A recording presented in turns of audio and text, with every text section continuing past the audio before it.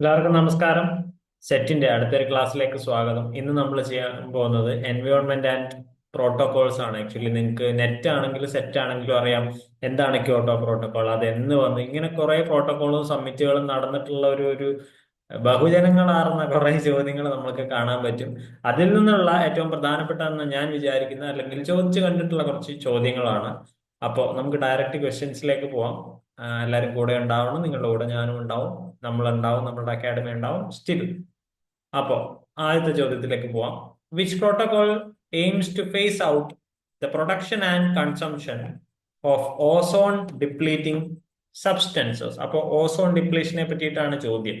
Direct ചോദിക്കുന്നതാണ്. ഈ ചോദ്യം ഡയറക്റ്റ് ആണ്. ഇത് പഴയ നെറ്റ് അതുപോലെ സെറ്റ് പേപ്പറുകളിൽ നിന്ന് വന്നിട്ടുള്ള ഒരു ചോദ്യമാണ്.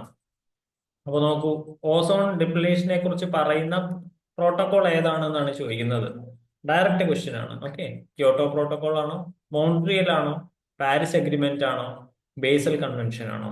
ഈ നാലെണ്ണവും നമ്മളുടെ പരീക്ഷയെ സംബന്ധിച്ച് വളരെ ഇമ്പോർട്ടന്റ് ആണ്. കാരണം ഈ നാലെണ്ണവും മാറി മാറി ചോദിക്കുന്നതാണ്. ഓക്കെ, മോൺട്രിയൽ പ്രോട്ടോകോൾ ആണ് ഓസോൺ ഡിപ്ലീഷൻ സബ്സ്റ്റൻസിനെ കുറിച്ചും ഓസോൺ ഡിപ്ലീഷനെ കുറിച്ചും കൺസംഷനെ കുറിച്ചൊക്കെ പറയുന്ന പ്രോട്ടോകോൾ എന്ന് പറയുന്നത് മോൺട്രിയൽ ആണ്. Okay, ozone depletion. ഓക്കെ, അങ്ങനെ അതുകൊണ്ടാണ് അത് പിന്നെയും പിന്നെയും ഞാൻ ആ വാക്ക് റിപ്പീറ്റ് ചെയ്യാൻ കാരണം. Ozone, Montreal. Okay, which international agreement focuses on the conservation and sustainable use of biological diversity? അപ്പൊ ഏത് ഇന്റർനാഷണൽ എഗ്രിമെന്റ് ആണ് ബയോളജിക്കൽ ഡൈവേഴ്സിറ്റിയെ പറ്റിയിട്ട് പറയുന്നത്, അതിന്റെ കൺസർവേഷനെ പറ്റി പറയുന്നത് എന്നാണ് ചോദിക്കുന്നത്. ഇന്റർനാഷണൽ എഗ്രിമെന്റ് ആണ്, ബയോളജിക്കൽ ഡൈവേഴ്സിറ്റിയെ കുറിച്ച് പറയുന്നു. ഓക്കെ, ക്യോട്ടോ ആണോ, മോൺട്രിയൽ ആണോ, കൺവെൻഷൻ ഓൺ ബയോളജിക്കൽ ഡൈവേഴ്സിറ്റി ആണോ, റാംസർ ആണോ? നമ്മൾ ഈ ഒരു സെഷൻ കഴിയുമ്പോഴേക്ക് ഈ നാലെണ്ണത്തിന് ഏകദേശം ഒരു ബോധ്യം നമുക്ക് കിട്ടുമെന്ന് ഞാൻ വിചാരിക്കുന്നു. അതിനനുസരിച്ചാണ് ഞാൻ ക്വസ്റ്റ്യൻസ് പ്രിപ്പയർ ചെയ്തിട്ടുള്ളത്. അപ്പൊ ഇത് നോക്കാം നമുക്ക്. ഇന്റർനാഷണൽ എഗ്രിമെന്റ് ആണ്, ബയോളജിക്കൽ ഡൈവേഴ്സിറ്റി ആണ്. So convention on biological diversity എന്നുള്ളത് തന്നെയാണ് നമ്മളെ ഇന്റർനാഷണൽ എഗ്രിമെന്റിന്റെ പേര്. CBD എന്ന് പറയും. Okay, which organization is responsible for monitoring and assessing എൻവയോൺമെന്റൽ ട്രെൻഡ്സ് ആൻഡ് ഇഷ്യൂസ്? ഓർഗനൈസേഷനെ കുറിച്ചാണ് ചോദിക്കുന്നത്. എൻവയോൺമെന്റൽ ട്രെൻഡ്സിനെ കുറിച്ചും ഇഷ്യൂസിനെ കുറിച്ചുമാണ് ചോദിക്കുന്നത്. അപ്പൊ അത് പറയുന്ന ഓർഗനൈസേഷൻ ഏതാണ്, ഇന്റർനാഷണൽ ഓർഗനൈസേഷൻ ഏതാണ് എന്നാണ് ചോദിക്കുന്നത്. ഇത് ഇന്റർനാഷണൽ ഓർഗനൈസേഷൻ ആണ് കേട്ടോ. വേൾഡ് ബാങ്ക് ആണോ, UNEP ആണോ, വേൾഡ് വൈൽഡ് ലൈഫ് ഫണ്ട് ആണോ, ഗ്രീൻ പീസ് ആണോ? ഇതിൽ ഒന്ന് രണ്ടെണ്ണം ഡയറക്റ്റ് ആയിട്ട് നമുക്ക് വെട്ടിക്കളയാൻ പറ്റും, നിങ്ങൾക്ക് അറിയുന്നതാണ്. പക്ഷെ ഇതിന്റെ ഉത്തരം, ഇതിന്റെ ഈ ഒരു എൻവയോൺമെന്റിനെ കുറിച്ച്, ഈ ട്രെൻഡ്സിനെ കുറിച്ച് പറയുന്ന, ഇഷ്യൂസിനെ കുറിച്ച് പറയുന്നത് യുണൈറ്റഡ് നേഷൻസ് എൻവയോൺമെന്റൽ പ്രോഗ്രാം ആണ്. അതായത് അതിന് വേണ്ടിയിട്ടാണ് UNEP എന്നുള്ളത് ഞാൻ തന്നിട്ടുണ്ടായിരുന്നത്. അതിന്റെ ഫുൾ ഫോം കൂടെ പഠിക്കാൻ വേണ്ടിയിട്ടാണ്. ഓക്കെ, അപ്പൊ യുണൈറ്റഡ് നേഷൻസ് എൻവയോൺമെന്റ് പ്രോഗ്രാം എന്നുള്ളതാണ് നമ്മളുടെ എൻവയോൺമെന്റൽ ട്രെൻഡ്സിനെ പറ്റിയും ഇഷ്യൂസിനെ പറ്റിയും പറയുന്നത്. ഇനി ഇന്ത്യയിൽ അത് ഡീൽ ചെയ്യുന്ന മിനിസ്ട്രി ഏതാണെന്ന് ചോദിച്ചു കഴിഞ്ഞാൽ the ministry of environment and forest ആണ് ഇന്ത്യയിലെ എൻവയോൺമെന്റൽ കാര്യങ്ങളെ കുറിച്ച് പറയുന്നത്. Which organization works to protect endangered species and their habitats? അത് പ്രധാനപ്പെട്ട ഒരു ചോദ്യമായിട്ട് വിചാരിക്കുന്നു. ഇപ്പൊ കുറെ ജീവികൾ ഇല്ലാതായിക്കൊണ്ടിരിക്കുകയാണ് നമ്മുടെ ഭൂമിയിൽ. അപ്പോൾ എൻഡേഞ്ചേർഡ് സ്പീഷീസിനെ സംരക്ഷിക്കാനും അവരുടെ ഹാബിറ്റാറ്റ്സിനെ സൂക്ഷിക്കാനും സംരക്ഷിക്കാനും കൺസേർവ് ചെയ്യാനും വേണ്ടി വർക്ക് ചെയ്യുന്ന ഓർഗനൈസേഷൻ ഏതാണെന്നാണ് ചോദിക്കുന്നത്. വേൾഡ് ബാങ്ക് ആണോ, UNEP ആണോ, WWF ആണോ, ഗ്രീൻ പീസ് ആണോ? ഇതിലേതാണ് ഈ എൻഡേഞ്ചേർഡ് സ്പീഷീസിനെ പറ്റി പഠിക്കുന്നത് അല്ലെങ്കിൽ പ്രൊട്ടക്ട് ചെയ്യുന്നത്? ഇവിടെ വരുന്നത് WWF ആണ്, വേൾഡ് വൈൽഡ് ലൈഫ് ഫണ്ട് ആണ് അവരെ സംരക്ഷിക്കാനും അവരുടെ ഹാബിറ്റാറ്റിനെയൊക്കെ പ്രൊട്ടക്ട് ചെയ്യാനും വേണ്ടിയിട്ടുള്ള കാര്യങ്ങൾ നടത്തുന്നത്. Which act in India aims to protect and improve the quality of air? ആക്ടിനെ കുറിച്ചാണ് ചോദിച്ചിട്ടുള്ളത്. ഇന്ത്യയിലെ ഇപ്പൊ നമ്മൾ കുറച്ചു കാലം മുന്നേ കണ്ടിട്ടുണ്ടായിരുന്നു, ഡൽഹിയിൽ ഭയങ്കര പൊല്യൂട്ടഡ് എയർ ആണെന്ന് കണ്ടിട്ടുണ്ടായിരുന്നു. അപ്പോൾ അതൊക്കെ മനസ്സിലൊന്ന് വന്നാൽ നന്നായിരിക്കും. അപ്പൊ which act in India aims to protect and improve the quality of air? അതിനു വേണ്ടിയിട്ടാണ് ഡൽഹിയിൽ നമുക്കറിയാം ഒരു 3-4 മാസം അവര് വാഹനങ്ങൾ ഒരു ദിവസം ഒറ്റ അക്കമുള്ള, അതായത് ഓഡ് നമ്പർ ഈവൻ നമ്പർ അനുസരിച്ചിട്ട് വരുന്ന വാഹനങ്ങൾ ഇറക്കുന്ന ഒരു ചടങ്ങൊക്കെ ഉണ്ടായിരുന്നു ഡൽഹിയിൽ, ഇപ്പോഴും ഉണ്ട്. ഇവിടെ ഏതാണെന്നാണ് ചോദിക്കുന്നത്. വിച്ച് ആക്ട് ഇൻ ഇന്ത്യ എന്നാണ് ചോദിക്കുന്നത്. ഏത് ആക്ട് ആണ്? വാട്ടർ ആക്ട് ആണോ, ഫോറസ്റ്റ് ആക്ട് ആണോ, എയർ ആക്ട് ആണോ, വൈൽഡ് ലൈഫ് പ്രൊട്ടക്ഷൻ ആക്ട് ആണോ? Direct question the air act എന്നുള്ളതാണ്. പക്ഷെ അത് എന്ന് വന്നു, ഏത് വർഷം വന്നു എന്ന് നോക്കിക്കഴിഞ്ഞാൽ 1981 അത് വന്നിട്ടുള്ളത്. അടുത്തത്, environment protection act was enacted in the year. നേരത്തെ ചോദിച്ചത് എയർ ആക്ട് ആണ് 1981, പക്ഷെ ഇവിടെ വരുന്നത് എൻവയോൺമെന്റ് പ്രൊട്ടക്ട് ആക്ട് ആണ്. ഓക്കെ, എൻവയോൺമെന്റിനെ പ്രൊട്ടക്ട് ചെയ്യാനുള്ള ആക്ട് വന്നിട്ടുള്ളത് ഏത്? 1980, 86, 92, 98. ഓക്കെ, ഇത് ഡയറക്റ്റ് ക്വസ്റ്റ്യൻ ആണ്. അതുകൊണ്ട് തന്നെ ആൻസർ 1986 എയർ ആക്ട് വന്നത് 1981 എൻവയോൺമെന്റ് ആക്ട് വന്നത് 1986 Which principle of environmental law emphasizes the responsibility to prevent environmental harm? അപ്പോ പ്രിൻസിപ്പിൾ ഓഫ് എൻവയോൺമെന്റൽ ലോ ഏതാണ് പറയുന്നത്? The precautionary principle, the polluter pays principle, the public trust doctrine, the sustainable development principle. Direct ചോദ്യമാണ്, പക്ഷെ അധികം ഒന്നും ചോദിച്ച് കണ്ടിട്ടില്ലാത്തൊരു ചോദ്യമാണ്. പക്ഷെ ആ എൻവയോൺമെന്റൽ ലോ ഏതാണ് പറയുന്നത് എന്ന് അതിന്റെ ഇമ്പോർട്ടൻസ് മനസ്സിലാക്കി തരാൻ വേണ്ടിയിട്ടാണ്. ദ പ്രിക്കോഷണറി പ്രിൻസിപ്പിൾ ആണ് പറയുന്നത്. ഓക്കെ,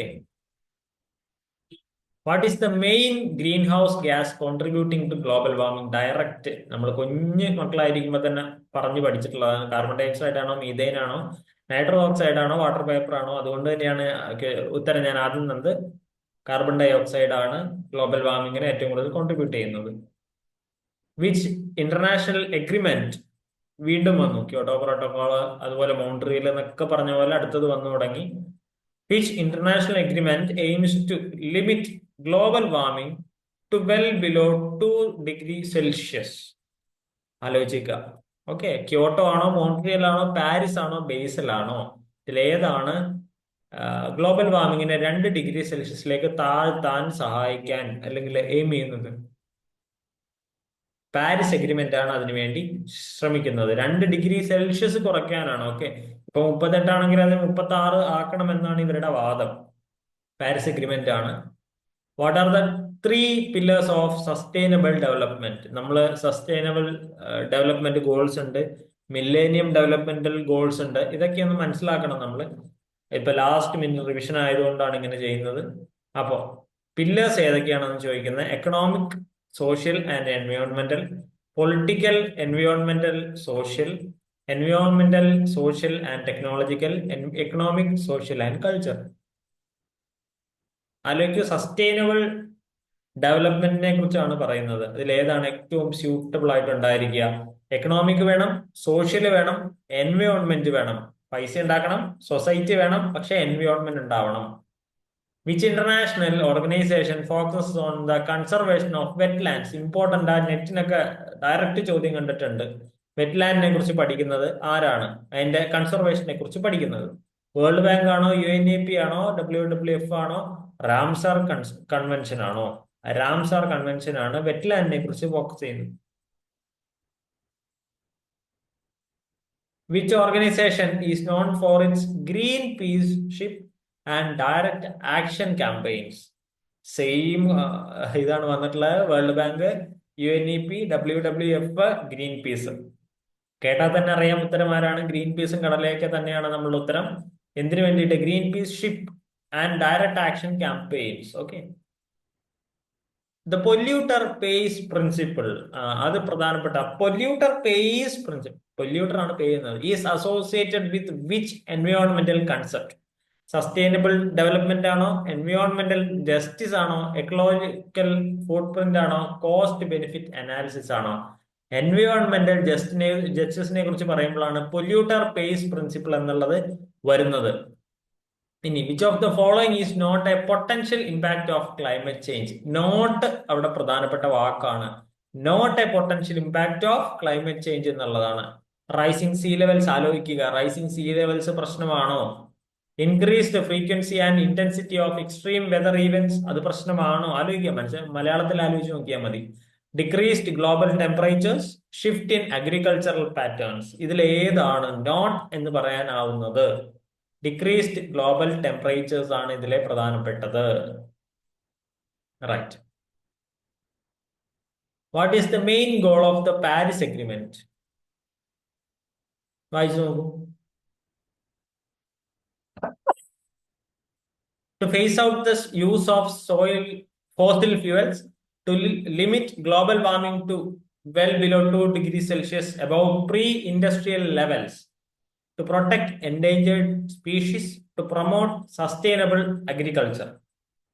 ഇത് നമ്മൾ കുറച്ച് മുന്നേ പറഞ്ഞൊരു ചോദ്യമാണ്. ആലോചിക്കുക ഏതാണ് എന്നുള്ളത്, കണക്ട് ചെയ്യുക. ഓക്കെ, ഏതാ? നമ്മളൊരു 2 ഡിഗ്രി സെൽഷ്യസിനെ കുറിച്ച് നേരത്തെ പറഞ്ഞിട്ടുണ്ടായിരുന്നു. അതാണ് പാരീസ് അഗ്രിമെന്റിനെ പറ്റി പറഞ്ഞത്.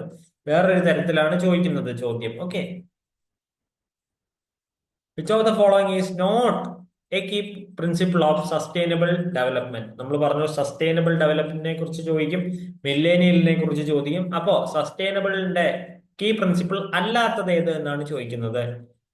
ഇന്റർ ജനറേഷണൽ ഇക്വിറ്റി വേണോ, സോഷ്യൽ ജസ്റ്റിസ് വേണോ, economic growth at all cost വേണോ, എൻവയോൺമെന്റൽ പ്രൊട്ടക്ഷൻ വേണോ? അപ്പൊ ഇതിൽ നോട്ടാണ് പറഞ്ഞിട്ടുള്ളത്. നോട്ട് എ കീ പ്രിൻസിപ്പിൾ എന്നാണ് ചോദിച്ചിട്ടുള്ളത്. അതിൽ economic growth at all cost അങ്ങനെ നമുക്ക് പറയാൻ പറ്റില്ല, അല്ലെങ്കിൽ അങ്ങനെ ചെയ്യാനും പറ്റില്ല.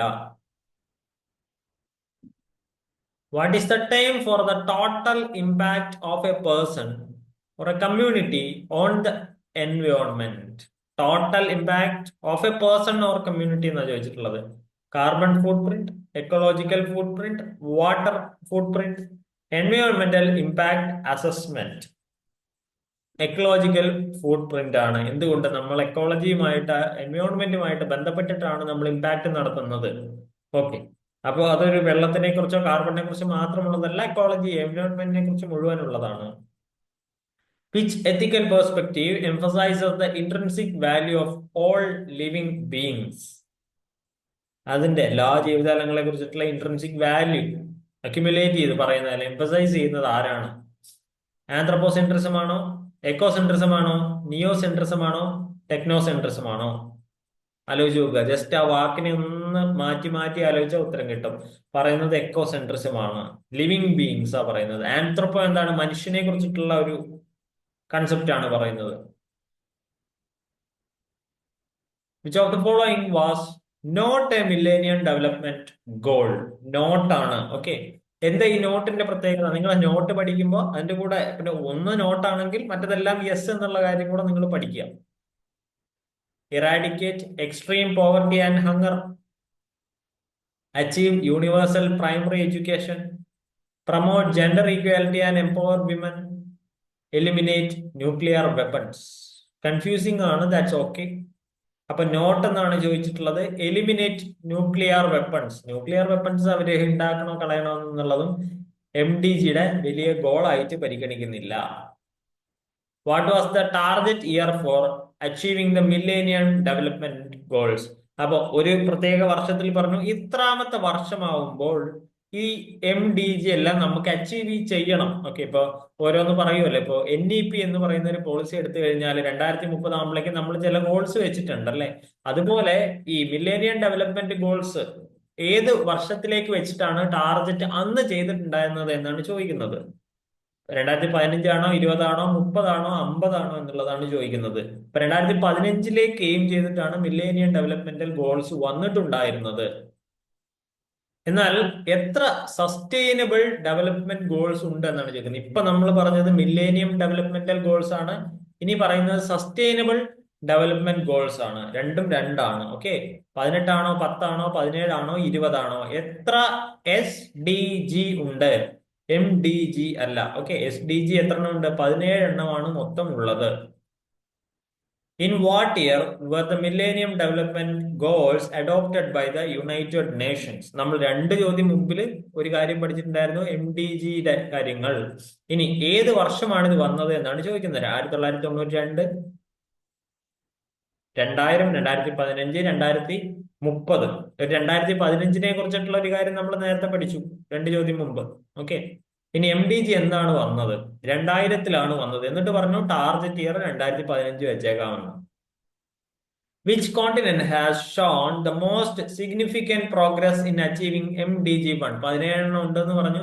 അതിൽ MDG-1 ഏറ്റവും കൂടുതൽ പ്രോഗ്രസ് നേടിയ കോണ്ടിനെന്റ് ഏതാണ് എന്നാണ് ചോദിക്കുന്നത്. ആഫ്രിക്കയാണോ, ഏഷ്യയാണോ, യൂറോപ്പാണോ, നോർത്ത് അമേരിക്കയാണോ? നമ്മളെ പുകഴ്ത്തി പറയേണ്ട, അത് ഏഷ്യ തന്നെയാണ്. കാരണം ഡെവലപ്മെന്റ് കുറവായിരുന്ന ഒരു ഏരിയ പ്ലേസ് ആയിരുന്നു അന്ന്. കാരണം ഇത് 1992 വന്നതാണിത്. അന്നുണ്ടായിരുന്ന ഫസ്റ്റ് MDG പ്രകാരമാണ് ഒരു ഡാറ്റ എടുക്കുന്നത്.